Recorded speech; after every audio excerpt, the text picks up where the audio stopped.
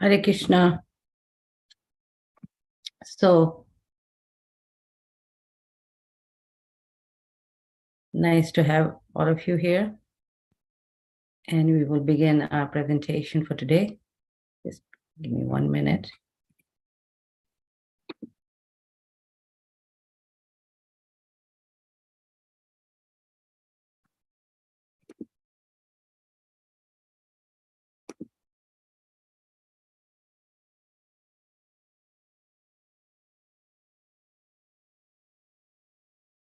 Okay.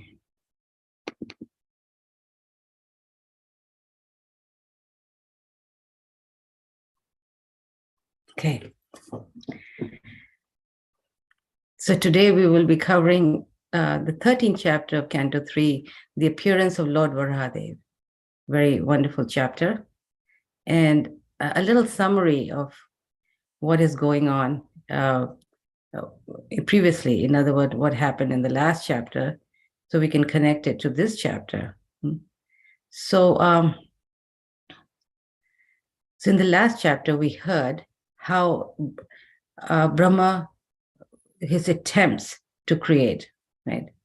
So in other words, we have already heard how the Lord created all the different elements. He's the original creator, and it's called Sarga, and he already created the different elements and other things. And now, and Brahma's creation is called the Visarga, and he created also, he manifested those elements in a form, in different forms. In other words, after the elements are created, the universe has to take its shape, and so Brahma manifests that, assembles those elements, and in this way the universe gets its body, and the living entities also get their bodies, and they get their places in which to inhabit.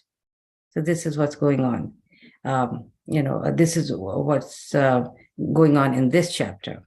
In other words, the universe is getting its body, and the living entities are getting their bodies and the places in which to inhabit. So in other words, Brahma's function is to assemble all the elements that Krishna has originally created in such a way that it becomes ideal for living entities to live here. In other words, according to the modes of nature, they need different places. Not everybody is suitable to live in one place. They need an environment, a material environment which is of material nature. In other words, who comes to this place? Are those living entities who have material desires? So if you have material desires, we need to fulfill them, but the environment created to fulfill them and the places in which we reside has to match our desires. So Brahma's job is not easy. He has to create so many different, he has to place, rather. The different planets have been created by Krishna, but he has to position them in different places according to what's higher and what's lower. In other words, there's 14 planetary systems, 7 above and 7 below, and Earth is right in the middle. So according to our nature, according to our modes and our desires, we are given a suitable place. So he has to position them in particular places. And he also has to create an environment which is conducive to the conditioned souls. In other words, we are separated from Krishna, and we want to be the enjoyer here. That's why the material world is created by Krishna in the first place, is because we want to enjoy. We want to have our own separate desires, separate from Krishna. And we want to go through this duality of happiness and distress and learn our lessons. So in that, so Krishna provides for that through Brahma, wherein he's giving us the proper environment in which we can suffer and enjoy, and also, enjoyment, but not material enjoyment. We know what that brings. And also the different other living entities. There's billions and billions of living entities. And even in the animal forms, they all need suitable places. And then the demigods, they need suitable places. Now, these are more elevated living beings who are in the mode of goodness. So they need places. So in this way, Brahma is creating in this chapter, he's creating the proper environment wherein everybody can live. And what Krishna really wants is for us, for all living entities, to live here peacefully. So we can practice Krishna consciousness. So really, the creation of the material world is also his mercy. The suffering is also his mercy. Everything is his mercy because there's a purpose behind this material creation. He's not, Krishna is not sadistic, where he's thinking, oh, let's see what these people can, how they can enjoy. They want to enjoy. Let them see how they. No, his purpose is he's very merciful. He wants us to try this place, to try enjoying in this place. And when we cannot, then we'll turn towards him. Just like a mother, when a child cries and says, I also want to cook, and wants to be in front of the stove, which is dangerous, then she gives him toy cooking utensils and says, okay, you can make, different things, chapatis and sabjis. And he then has his own little area where he does some cooking, his own pretend cooking. And then at some point, when he's doing that, then he gets hungry and then he wants food. So the mother says, okay, well, you have the food. You've cooked for like 2 hours. So go and eat that food. No, but he says, no, I want real food. I'm hungry, right? So in this way, when we get tired of this material world and we say we've had enough, Krishna, because even when we are suffering, we Krishna reminds us, he helps us, in different ways, because we may meet a devotee. He tries in different ways for us to actually see through this suffering and see that it's really not the right place for us. So in this way, this material world has been created, and we've been hearing many, many chapters of this creation by the Lord and also by Brahma. And now this interesting chapter is going to talk about, let me recap a little bit more about the last chapter, where the Brahma has already created the environment, and which is ignorance. The first thing that he creates actually is ignorance. And due to what ignorance brings, he's not happy because it just makes him frustrated, right? So what happens is he wants something better, right? So he creates the 4 Kumaras who are just sages, who are totally detached and full of knowledge. He creates the 4 Kumaras. Now, and then he asks them to populate, because that's his business. He's been asked by Krishna to populate this material world, this one universe. There's one Brahma for every universe. So, as you know the story, the 4 Kumaras refuse to populate this universe. And so Brahma gets angry. Because remember, he's representing the guna, the mode of passion, right? Rajasic guna. And therefore he gets passionate and he gets angry because they are his sons, and he expects them, right? He expects them to actually obey him. Right? He expects them to obey him. But they don't. So he gets angry. He cannot control his anger. And from his anger comes what? Lord Shiva. And then Lord Shiva comes with all his followers, and they all and they want a place, where they can create it and how they can create. Of course, they did not listen to the good advice of Brahma, being in the mode of ignorance, and they created havoc. So much havoc that even Brahma got very scared and fearful of them. And so next thing he creates are the 10 sages, right? You may remember from the last chapter. And these 10 sages are they're very good, people. They're Prajapatis, sages, but yet they are fruitive workers. They're fruitive workers, and they're not in the transcendental mode. So, but among the 10 sages is Narad Muni, who's in the transcendental mode, and the others are, and Kardam Muni, he's in the mode of goodness. So there are a few who are very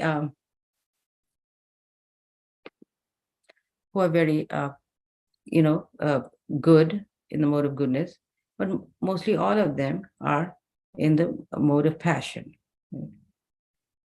which can also bring one to the mode of ignorance. So Brahma is very satisfied with Narad Muni. However, he's a renunciate. So he turns his attention to creating something that he really wants, something that's ideal to generate population. And what is that? Two exalted personalities, Swambhu Manu and his wife Shatarupa. So this is what we heard in the last chapter. Now in this chapter, we'll continue as to what happens when these two great living entities, who are great devotees of the Lord, are created by Brahma. So we go to our first slide. Vidura, eager to hear more about Krishna and his pure devotees. So this chapter starts out with Vidura, where we see the wonderful qualities of Vidura. Now we know that Vidura has left the Hastinapur palace, and he wants to hear more about Krishna, and that's why he's embarked on a journey. And on his pilgrimage, he meets Maitreya Muni. So he's hearing from Maitreya Muni in Cantos 3 and 4. We hear mostly about his questions and his answers that Maitreya Muni gives. So here, Vidura is saying how he wants to hear more about Krishna. Shishaka vacha nishamya vacham vadito mune punya tamam nipa bhuya prapacha kauravya vasudeva kathadita. Shukadev Goswami said, O king, after hearing all these most virtuous topics from the sage Maitreya, Vidura inquired further on the topics of the Supreme Personality of Godhead, which he adored to hear. So Vidura has just heard all about the creation of the Lord and Brahma. And now, but it's not enough for him. He wants to hear more. And what? On topics of the Supreme Personality of Godhead. So in other words, we can hear a topic from different angles, isn't it? From different angles. We can hear something, maybe a new building or something, from the point of view of engineering, or from the point of view of aesthetic, how art and stuff.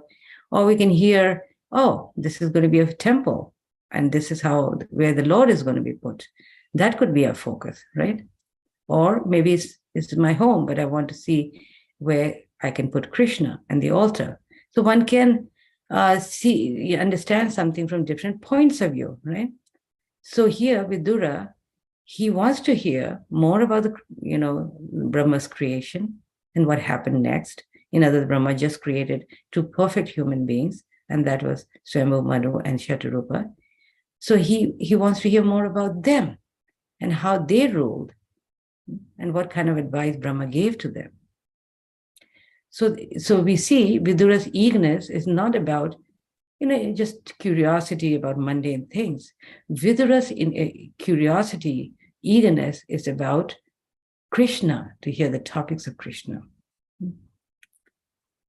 The reason why he wants to hear about Manu and his wife is because they're great devotees of the Lord. So in this way, the pure devotees, they want to hear the transcendental message of the Lord. And they're never satisfied. They're satisfied, but they're also not satisfied. So this Prabhupada explains how, in the next purport, he's going to explain what is the definition of pure devotee.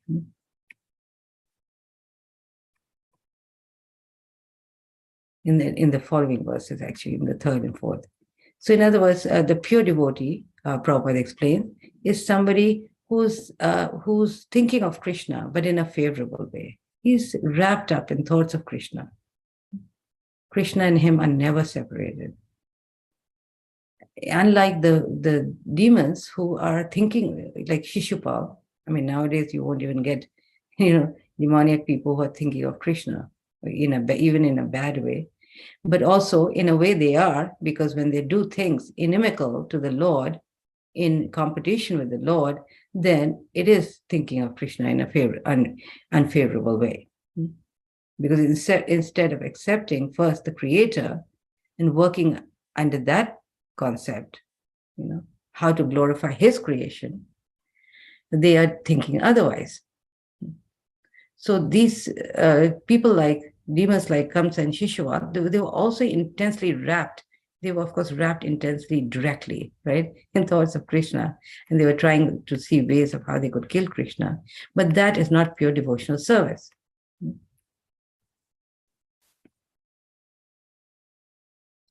So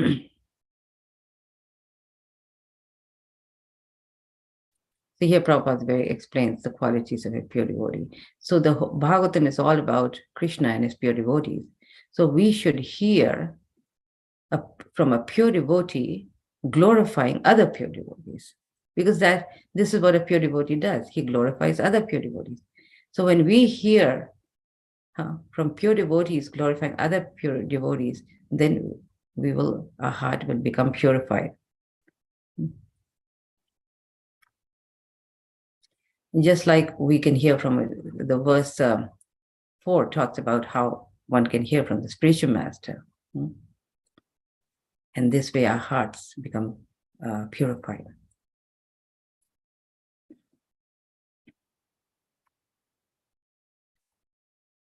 So we'll move on to the next slide. Shukadev Goswami glorifies Vidura's devotion to Krishna. Now here, that is going to be glorified because, Bhagavatam is taught in different levels. So sometimes we go back and forth. Here, Shukadev Goswami, Parikshit Maharaj was actually asking the questions.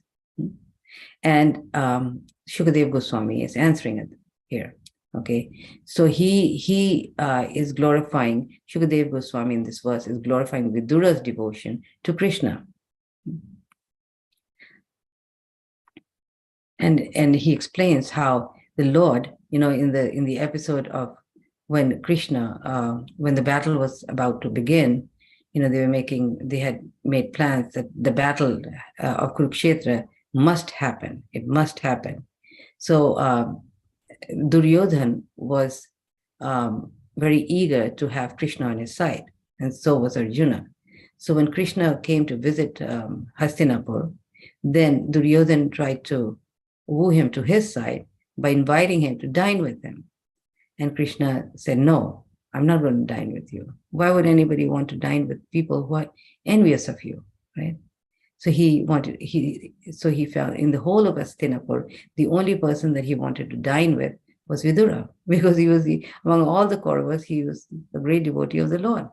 So he went to his house, and that's where he ate. And during when he wanted to rest, then Vidura had that great fortune of the Lord's feet on his lap. Krishna was so pleased with him that he placed his lotus feet on the lap of Vidura. Now, this is not a very small thing, and therefore Shukadev Goswami is praising this part. He's praising this point, that how fortunate Vidura is, how great a devotee is Vidura, where the Lord is putting his feet on his lap.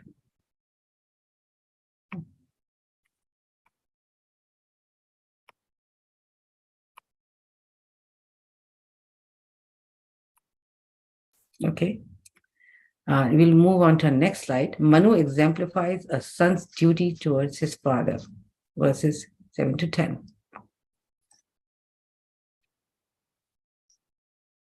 Now, the sage Maitreya said to Vidura, so a different level here of speaker and audience, the sage Maitreya said to Vidura, after his appearance, Manu, the father of mankind, along with his wife, thus addressed the reservoir of Vedic wisdom, Brahma, with obeisances and folded hands.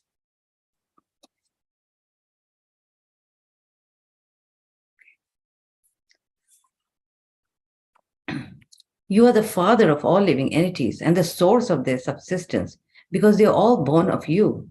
Please order us how we may be able to render service unto you. So here in a few verses here, Prabhupada highlights the duty of the son towards his father. Of course, we understand the duty of the father towards the son is to raise him, take care of him, guide him. And this role of a father, he's always willing to do it, even when the child grows up, right?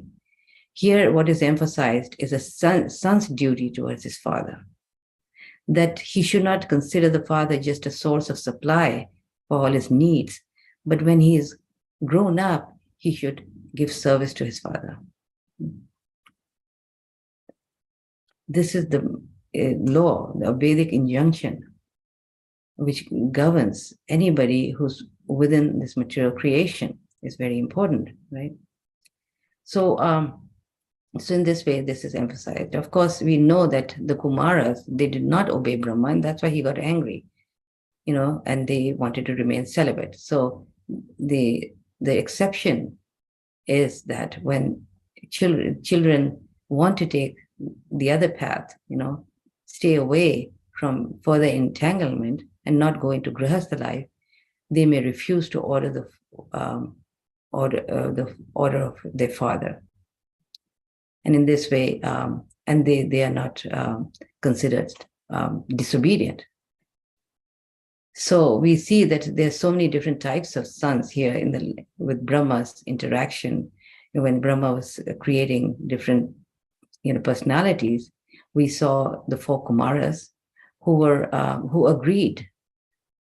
did not agree to follow because of higher cause, and that is really actually glorified. And then we have the Rudras who agreed to follow, but in an improper way. And this is they wanted to follow, but they did not follow the right way. They were creating so much destruction, and Brahma had to tell them, please get quiet, and you will be used during the time of destruction. Then we have the sons here, Swambhu Manu. And of course, we have all the different sons of Rudras, who didn't want to follow at all. And then we have these perfect children of Brahma who want to follow for the right reasons. So by seeing just what happened to Brahma, we can understand different, what is the meaning of a good son. So in other words, unless we are on a transcendental level, the Varna ashram rules don't apply then, like in the case of the 4 Kumaras. But if we are, they were beyond Varna ashram. But if you're in this Varna ashram system, which, basically belongs, we are also within that, we must follow these injunctions. So this is very important, right? So if you're doing something for a higher cause, of course we can disobey, but not for some purpose where we just simply couldn't care less or want to follow a sense gratification. So it's very clear here in the Bhagavatam. It lays out so well and clearly what our roles are in different situations, in different ashramas. What is the role? So this creates a very peaceful society wherein life can go on peacefully and we can work for a higher goal. So here, Swambhu Manu and Shatarupa are asking that please give us your direction for the execution, what we are meant to do next. So what did Lord Brahma say? He said, my dear son, he told Swambhu Manu, he gives his blessings, and he's, first of all, he says that he's very pleased with them for having surrendered themselves to him.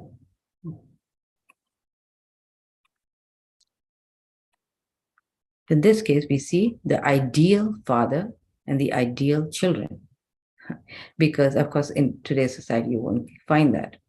Even if a father wants to, is very eager to guide the son may be independent and do not want that guidance.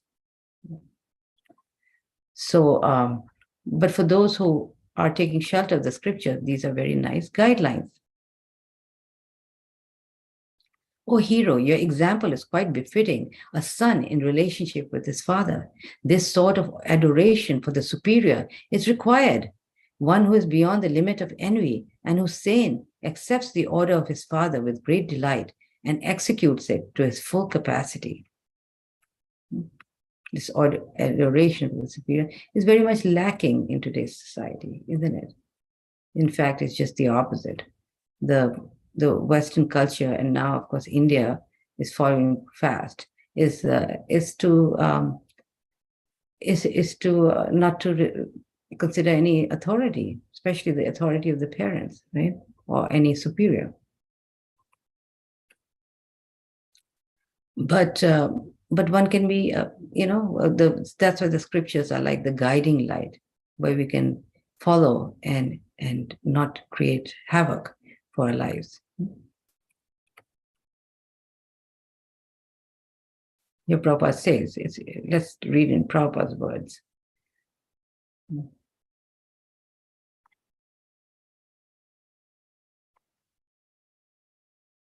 That incident was not forgotten by Brahma when the Kumaras refused to obey their father. That incident was not forgotten by Brahma, and therefore the obedience of Manu, Swayambhu Manu, was very encouraging. From the mature point of view, the four sages' disobedience to the order of their father was certainly abominable, but because such obedience was for a higher purpose, they were free from the reaction of disobedience. Those who disobey their fathers on material grounds, however, are surely subjected to disciplinary reaction from such obedience. Manu's obedience to his father on material grounds was certainly free from envy. And in the material world, it is imperative for ordinary men to follow the example of Manu. He's the father of mankind. He's a lawgiver, and therefore his laws are very important for ideal life in the mature world. So we'll move on to our next slide. Brahma instructs Manu his duties as king and father of mankind.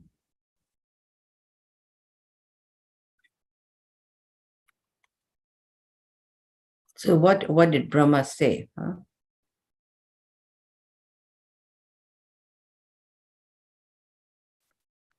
Okay. Sorry. Yeah. So he's saying, since you are my obedient son, I ask you to beget children qualified like yourself in the womb of your wife. Rule the world in pursuance of the principles of devotional service unto the Supreme Personality of Godhead, and thus worship the Lord by performances of yajna. He's saying, rule the world in pursuance of the principles of devotional service. So such an important part this is. Not only just rule the world, but in pursuance of devotional principles. So here Prabhupada writes, the purpose of the material creation by Brahma is clearly described herein. Every human being should beget nice children in the womb of his wife as a sacrifice for the purpose of worshipping the Supreme Personality of Godhead in devotional service.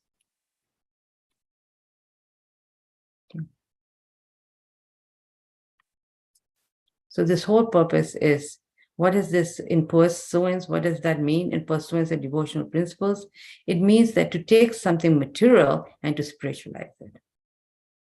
We still have to live in the world, and we have to take care of, our bodies, our family, people in the society, right?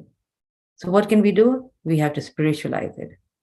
In other words, we should understand Krishna is the goal of all our activities, and the main goal is to please him. So now Manu will be given practical instructions by Brahma. So he's asking Manu to give proper protection to the living beings. And when the Lord sees you to be a good protector, then he will be pacified. What is being a good protector? It's not just physical protection of the country. It also means giving our citizens, encouraging them to follow devotional principles. In other words, Krishna, God, which, whatever religion you follow, should be in society, we have people who are following different types of religion, while the whole purpose should be to please the Lord, to love and serve him. Well, it has some very, very hard-hitting things. One who does not know this is a sure bottle administrator. By training the citizens in the devotional service of the Lord, the head of a state can be free from this responsibility. Otherwise, he will fail in the onerous duty entrusted to him and thus be punishable by the supreme authority. There is no other alternative in the discharge of administrative duty. Very serious. In other words, whatever position we are taking, it may not be an administrator of the country, but it could be as a parent or guru or teacher. It applies to everyone. That how we have to become proper guardians, and how citizens and proper guardians and take care of those who take guidance by leading them to the path of devotional service. Otherwise, our position brings a lot of bad karma and reaction, because this is our duty. Okay. And then another nice point that is brought out in the next verse is how people in this material world are working towards their own advancement, their personal gratification, which is very futile. And when they do that, they want to satisfy their self. But Prabhupada explains that how they really don't understand who their self is. First of all, they're thinking they're the body, and that's why they want to gratify, do things in the pleasure for their body. But if you really understand, first of all, we have to understand with the spirit, soul, and what is the interest of the soul is to serve the supreme soul, the Paramatma. And Paramatma is simply one of part of the greater Bhagavan, Krishna, who's the cause of all causes. And he should be rendered devotional service to. He's even above the Paramatma. So therefore, Brahma is saying, you please the Lord by sacrifice. So raising children is also a sacrifice. So we please the Lord by raising them as devotees. So that becomes a sacrifice. Otherwise, all the labor is useless. This is what this verse is saying. So once we understand what the real self is, who we really are, part and parcel of the super self, then we can understand, okay, the interest of the self is to make the super self, to please the super self, who is, and above the super self is Lord Krishna. So we'll move on to our next slide. Manu asks for a place to begin his duties to lift the earth from the ocean. So Manu has been given the instructions. Now he wants to have a place. Where is he going to create progeny? Where he's going to have children, right? And so the perfect place for human beings is the earth. Why? Because it's considered a place of duality. Also, it's a perfect place wherein one can learn one can learn from suffering and go back to Godhead. Even the demigods, they pray to come back to the earth because they have so much enjoyment that sometimes they have tendency to become proud and forget the Lord. So therefore, the earth is considered a suitable place for human beings. It's above the 7 planetary systems below us. So it gives us a chance to go back to Godhead. So naturally, Manu and his wife are looking for this place, the earth. But what happened is the earth had fallen into the ocean. Now, at the time of the partial dissolution, which is at the end of Brahma's one day and night, there's a partial dissolution And at that time, all the planets, they rest at the bottom of this Garbhodak ocean. It's very interesting. Bhagavatam talks about that. And everything gets destroyed. But there's 3 higher planets, Jana Loka, Mrityu Loka, and Tapaloka. They do not get destroyed. And we'll hear about that. And so the sages are there, and they'll offer prayers to this beautiful form of Lord Varaha. So this earth had fallen into the Garbhodak ocean, and the Lord, and so Manu is asking Brahma to please pick it up so they can begin their duties. Now, to pick up Mother Earth is not going to be easy. So Brahma, even though he's so powerful, he knows he has to take shelter of the Lord. And so he prays to the Lord for help. And we see that again and again, how somebody so amazingly powerful like Brahma, he's so amazingly powerful. I mean, he's the secondary creator. He's almost, as good as Krishna, right? But not Krishna. So he cannot pick up this ocean, and so he knows he has to always surrender to the Lord, because he's somebody that is perfect. He's the supreme being. And in the last chapter, we also heard how, when he had to create, he was perplexed, and he had prayed to the Lord for help. So repeatedly we hear Brahma asking for help again and again. So when he started contemplating about how to pick up the earth from the bottom of the Garbhodak ocean, what happened? A little boar comes out from his nose. And how big is he? He's the tip of a thumb. Very, very tiny. And they all start talking among themselves and arguing. All the sages, Marichi, and all the different sages that Brahma has created and who are inhabiting the upper planetary systems, they all are arguing as to who this creature could be.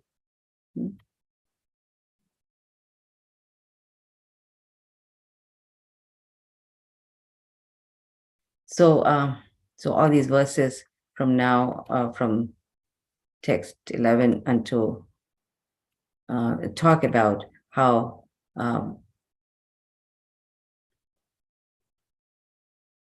Brahma is praying to the Lord.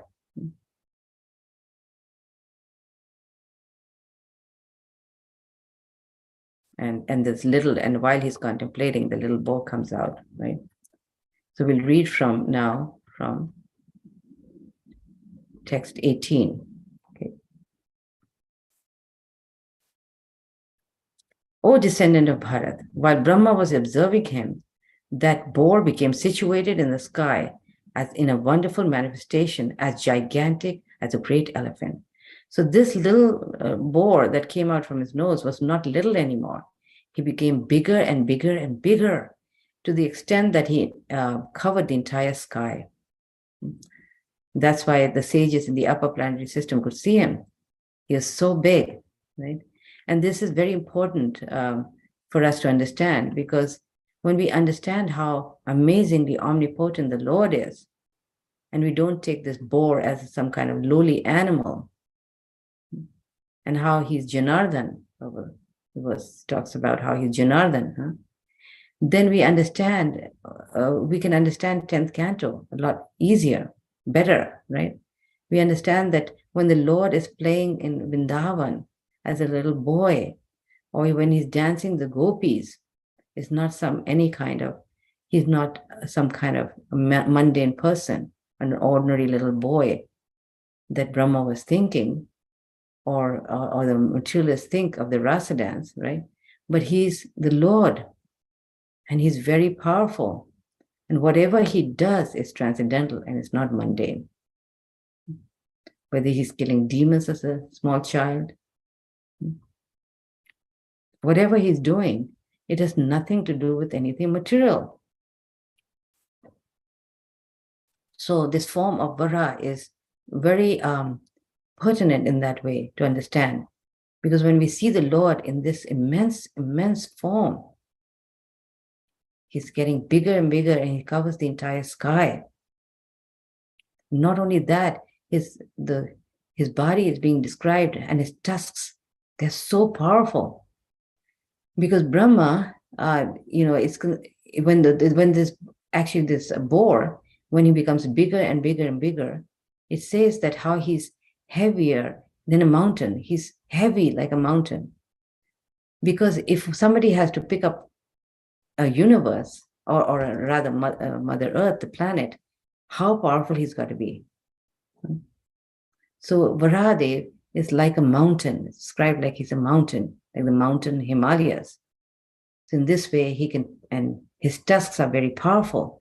And so in this way, he can pick up the earth, right?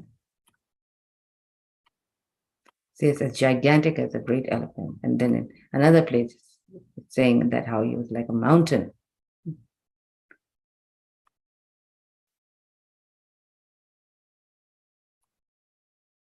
So he was large as a stone. First of all, this boar was seen no bigger than the tip of a thumb, and within a moment he was as large as a stone. My mind is perturbed.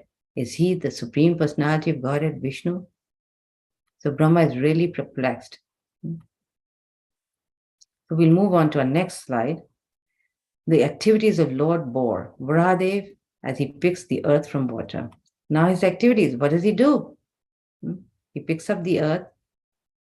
But before he picks up the earth, what does he do? How does he pick up the earth? He dives into the water, and because he's so heavy and so powerful, when his body dives into the ocean, the Garbhodak ocean, it separates the water into two. And of course, we have a few verses where the water, personified water, she prays to the Lord not to divide her. And then he meets a demon called Hiranyaksha, and he kills him. After the Lord kills Hiranyaksha, he develops a bluish complexion. Remember, up till this point, they're wondering what's going on. Who is this creature, right? As soon as the Lord turned bluish, they could understand, oh, he is the Supreme Personality of Godhead. They could understand that this person is not some kind of creature who's getting bigger and bigger, but he's Vishnu himself.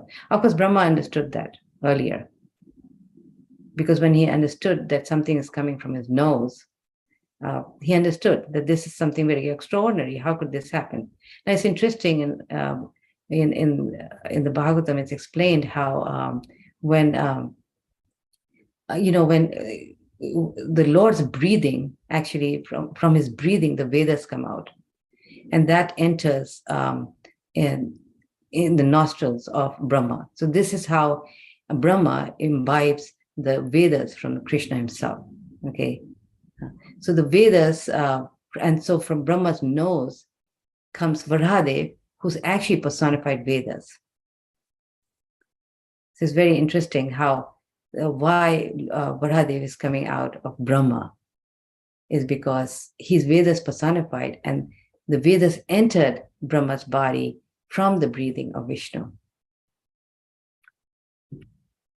And therefore, Varahadev's incarnation is glorified by, he's also known as the embodiment of all sacrifices.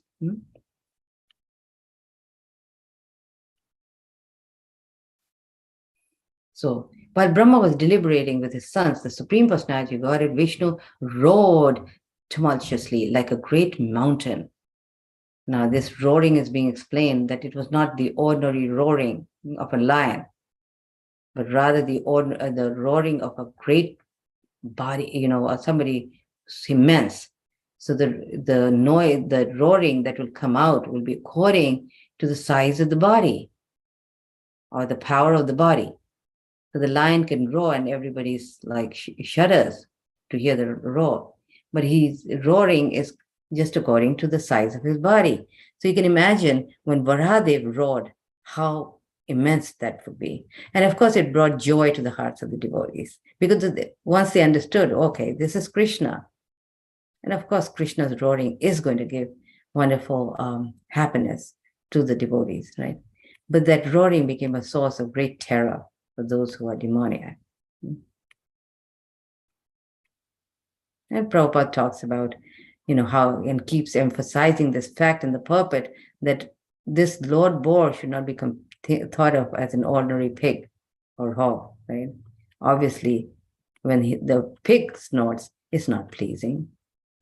Especially if he snorts and he's been eating all kinds of rubbish, then, and if you are close by, you're going to run as fast as you want to, as fast as you can, right? So his is very different. So we should not consider the Lord's body in any way mundane.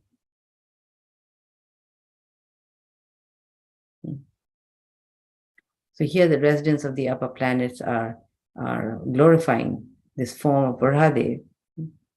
And their glorification is coming after they understand who the Lord is. In other words, the people in the upper planetary systems, they are in a very subtle, they have very subtle consciousness. The subtle happiness and intelligence that they have is far more than what we can experience here. So the intelligence is also very refined. That's why we see the prayers that come from their mouth is very, very perfect and so refined. And these prayers are these stutis, which are taken from the shrutis of the Vedas, which glorify in this way. Okay.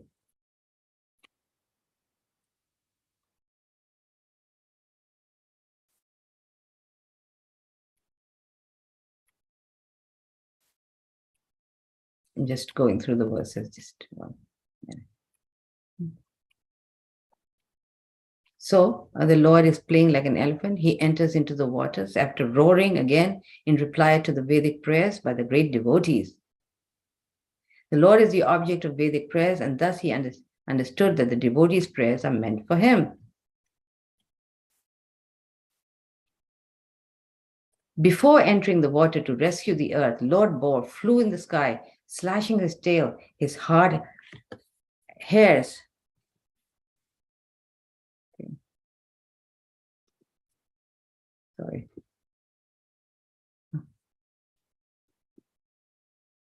Oh. Okay.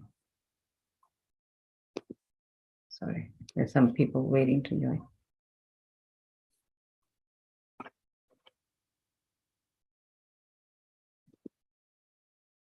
So when he flew in the sky, then he wanted to shake his body. When he entered the water, then the water, when he came out, then he shook his body. And that shaking brought the drops of water to all over the universe. And that was really appreciated by the sages. I lost my.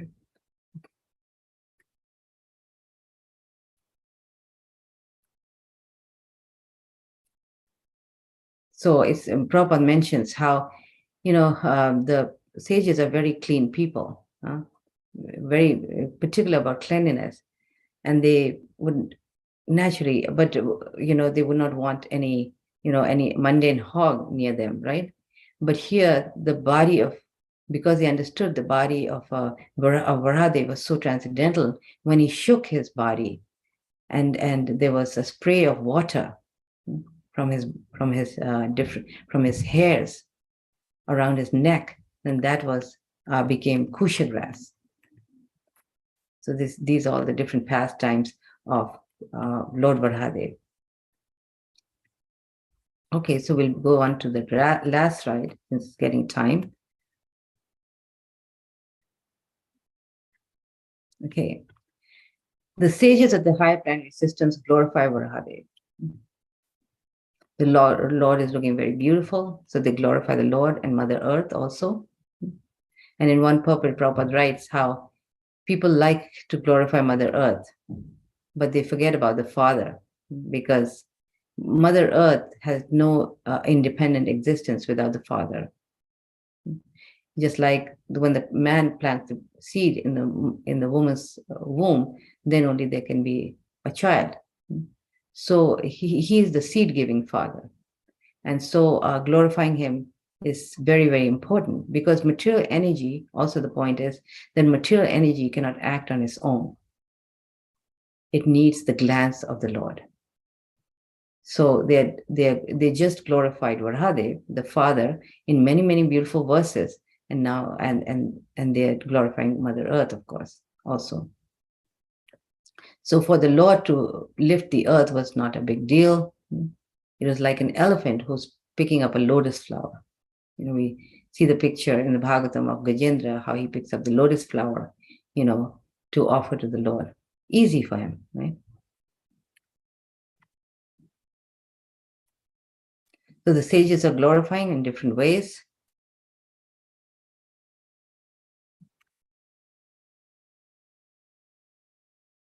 Okay, so I think we can stop here. And Rati, I don't know if Rati is ready. She had a little emergency today. Yes, Mataji, Hare Krishna. Please accept my humble. Yes, we are ready, Mataji. Okay. Thank you, Mataji, for the wonderful presentation. So now I will start sharing the guidebook part. Okay. I'll just share the screen.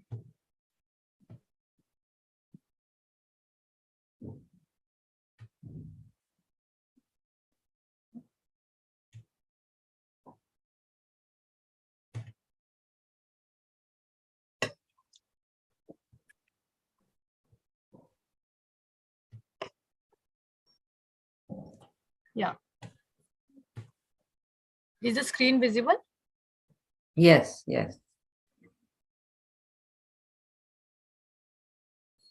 All right.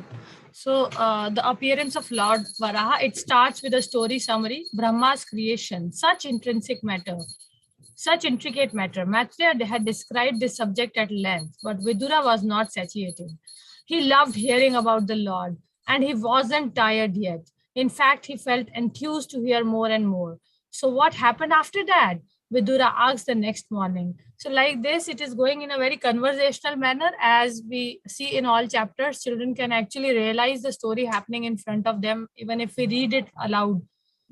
And then we have, after the story summary, we have key messages wherein different verses are being given, and the message that is there in that verse is emphasized with the theme.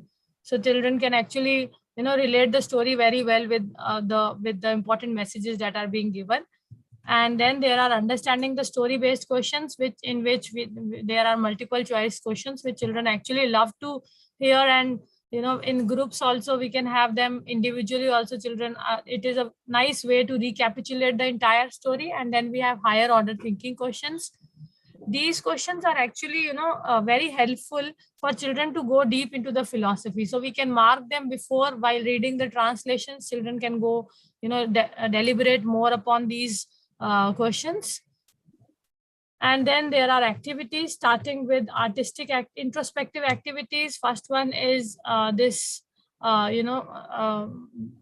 very learning based activity, wherein children can actually reflect upon how we should respect and relate to the authorities and higher personalities. So like Swambhuva Manu was respectful towards his father, similarly how children can actually show their respect to different personalities like Srila Prabhupada, senior devotees, parents, Rati, other you have Hare Krishna. No, there was a little bad connection for a minute. It's okay now. Yeah. Yes, Mataji. So this introspective activity, children are actually able to relate, and they are able to it is a nice way to help children understand how they can show respect and relate to other personalities like Srila Prabhupada, senior devotees, parents, and other elders. So it is a way of helping children to reflect, and then share their thoughts upon how they can be more respectful towards authorities and seniors. And then there is this artistic activity under the ocean, wherein they have to again imagine how Earth is. It is again a very, children are actually able to relate to the emotions, that how Earth is feeling sad when it is at the bottom of the ocean, and they have to draw a ocean scene and show that the Earth is sad. So this is another artistic activity. And then this again a very beautiful description of how a lotus and the earth. So as a lotus is beautifully situated with its leaves, similarly Earth has all these mountains and different landforms which was appearing on the tusk of Lord Boar. So they have to this analogy, and on this analogy they have to first draw this drawing of the earth with its mountains and different forms, landforms, and a lotus with its leaves, and then they have to give a suitable caption to it. So this is another artistic activity, a way of representation children, because these activities are actually aiming towards the holistic development of children. So yeah, with various art activities, with various linguistic activities, with various mathematical skills, different kinds of cognitive abilities, they are actually all aiming for entire holistic development of children, and helping them to grow along with Srimad Bhagavatam, and being more reflective towards various teachings that Bhagavatam has to offer to our lives. And then there is another creative piece of activity wherein they have to draw this Lord Varaha, and there are various steps of the drawing which are shown and shared in the book. So children have to follow those steps, and then they have to complete their drawing of Lord Varaha with in the ocean. So this is another artistic activity. And then there are critical thinking activities, one very in which children can actually discuss, go deep, and bring about their own spiritual realization and share it with their parents and teachers. So how it is important to hear from pure devotees, and about pure devotees. So this verse 4, which gives reference to how important it is to hear from a pure devotee, wherein Vidura is showing an inclination to hear more about Swayambhuva Manu and his life. So this is there are few questions which are given, probing questions, and children have to reflect their thoughts upon them, that how important it is to hear from a pure devotee about pure devotees. So they have to there are some probing questions which can be asked by parents, and children can throw their put forward their reflections upon these questions. So this is another interesting way to engage the children in going deep into the philosophical aspects of the kind of teaching that Bhagavatam has to offer to them. And there are various writing activities also, beginning with this short story, very interesting, very creative piece of work, wherein children can actually they are learning these stories from various characters in Bhagavatam, herein how Brahmaji was feeling helpless when when he saw that earth is actually inside the Garbhodak ocean, and then he's on the other hand he's instructing Swayambhuva Manu to further expand progenies. So he was feeling now helpless, so then he has to show his dependence upon Krishna. So that is, and then children will relate this to any incident that has actually, wherein they themselves have felt perplexed and unable to execute their duties, or wherein they felt that they have no solution to their problems. So then they have to relate to their real life incident and make a short story about. And children are very good, very reflective. They can actually, there are many incidences which are happening in our everyday lives, and children just have to help. We have to help them to be more sensitive towards, the help that Krishna always have to offer us.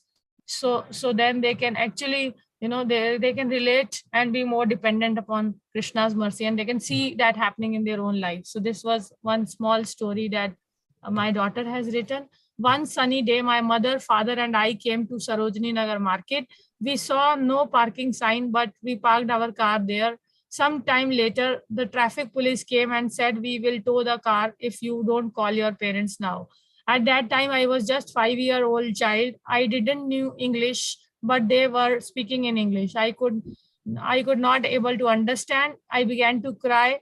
Suddenly, I remembered Krishna. Sometime later, an officer came and they had a meeting, so they all had to go. And then sometime later, my mother also came. I hugged my mother and told her the whole story. I realized that day how Krishna stepped in to help me when I was all alone in the car and very helpless. So this is one realization that she has shared. Similarly, children can share their own realizations based, and they can make their own stories, short stories of how Krishna is actually there to help us when we are in need. And then language-based activity, wherein different, there are from verse 34 to 38, there is reference to how Lord Varaha's divine body is compared to different with different prayers. So what we have, what aspect of Lord's body is compared to what? So this is fill in the blanks kind of activity wherein children have to fill in from, they may not remember it in one go, so but they can refer to the verses and answer this in terms of your moving is in your form is personified in the form of personified Vedas. Your bodily hairs is like kusha grass. So like this, it is another language-based activities wherein they can definitely refer to the verses and then answer. And then there are always the answers that are provided to understanding story-based questions and other questions which are there in different activities, so that parents can have a clue whether we are going in right direction or not. So this is all for this. This is very nice presentation, Rati, what you did on this chapter. Very, very meaningful.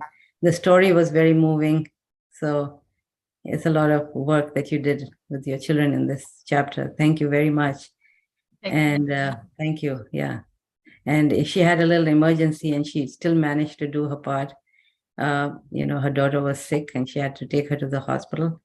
So this is very commendable on her part, that she even managed in spite of that. So I want to now here stop and thank you all very much for sharing, for listening, and thank you. Hare Krishna.